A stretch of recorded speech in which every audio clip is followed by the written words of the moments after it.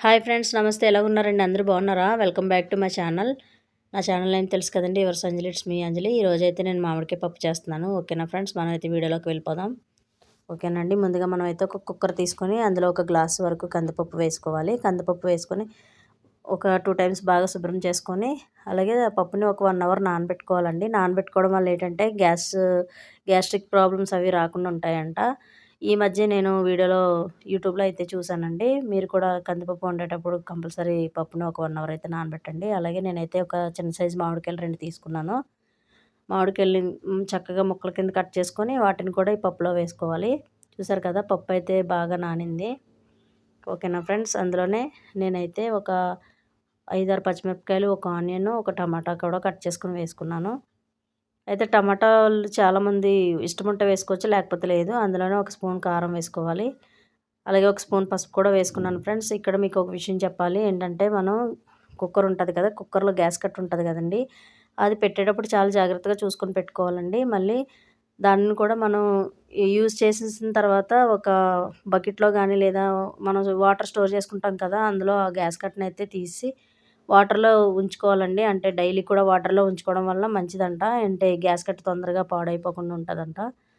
ఇది నాకు మా చిన్నప్పుడు మా మమ్మీ చేస్తుంటే చూశాను నేను. అయితే అది తర్వాత నాకు మొన్న గుర్తొచ్చిందండి. ఎందుకంటే మాది గ్యాస్ కట్ట పోయింది. అందుకని చెప్పి నేను కొత్త గ్యాస్ కట్ట అయితే తీసుకున్నాను. అప్పటి నుంచి కొంచెం ఓకే, అప్పుడు అమ్మ ఇలా చేసేది కదా అని గుర్తొచ్చింది నాకు. అందుకని నేను కూడా అయితే వాటర్‌లో పెట్టేసి ఉంచుతున్నానండి దాన్ని. అంటే ఎక్కువ రోజులు యూజ్ అవుతదంట అలా చేస్తే. ఓకేనా ఫ్రెండ్స్, చూసారు కదా, ఒక 4, 5 విజిల్ రానిస్తే పప్పు అయితే ఉడికిపోతుంది.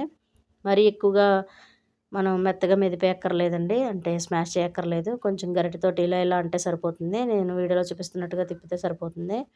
ఓకేనా ఫ్రెండ్స్, ఇందులోనే కొద్దిగా సాల్ట్ కూడా వేసుకోవాలి టేస్ట్‌కి తగినంత. చూసారు కదా, నాకైతే నేను వేసిన సాల్ట్ అయితే సరిపోయింది అనిపించింది. ఓకేనా ఫ్రెండ్స్, మళ్ళీ ఒక బౌల్ పెట్టుకొని అందులో కొద్దిగా బౌల్ హీట్ అయిన తర్వాత కొద్దిగా ఆయిల్ అయితే వేసుకోవాలి. ఓకేనా అండి, నేనైతే అందులో ఆయిల్తో పాటు నెయ్యి కూడా వేశాను ఫ్రెండ్స్. కొంతమంది నెయ్యి ఇష్టముంటే వేసుకుంటారు, లేకపోతే లేదు. కానీ మా ఇంట్లో పిల్లలు డైరెక్ట్గా నెయ్యి అన్నంలో వేసుకొని తినమంటే తినరండి. అందుకే నేను వాళ్ళకి తెలియకుండా ఇలా పప్పులో అది వేస్తుంటాను. నెయ్యి మంచిదంటారు కదండి ఆరోగ్యానికి, అందుకని చెప్పి నేను ఆయిల్ కొద్దిగా వేసి ఒక స్పూన్ వరకు మళ్ళీ నెయ్యి కూడా వేశాను.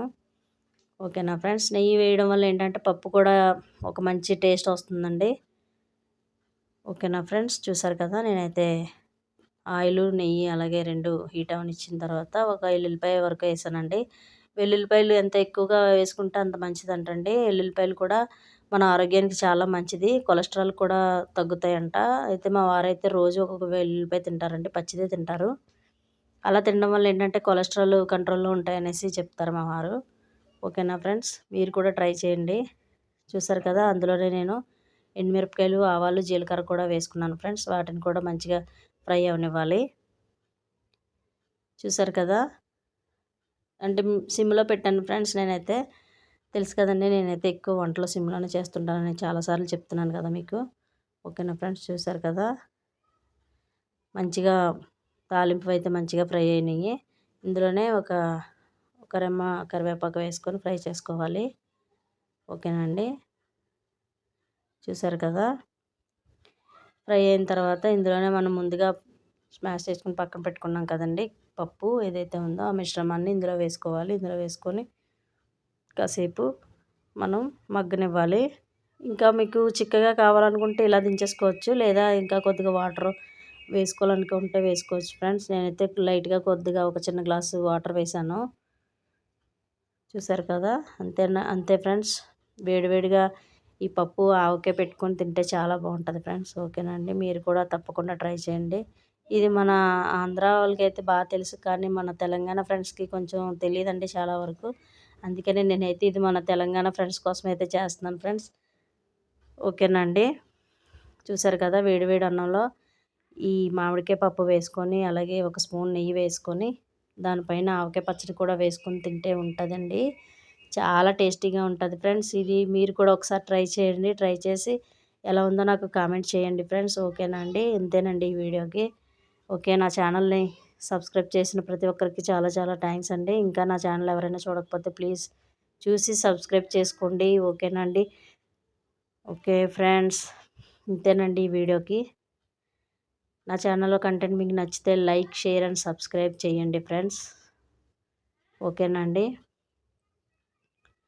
చూసారు కదండి, ఆవకాయ పచ్చడితో పప్పు కాంబినేషన్ చాలా చాలా బాగుంటుందండి. ఒక్కసారి మీరు కూడా ట్రై చేయండి ఫ్రెండ్స్. ఓకే, బాయ్ అండి. Bye friends.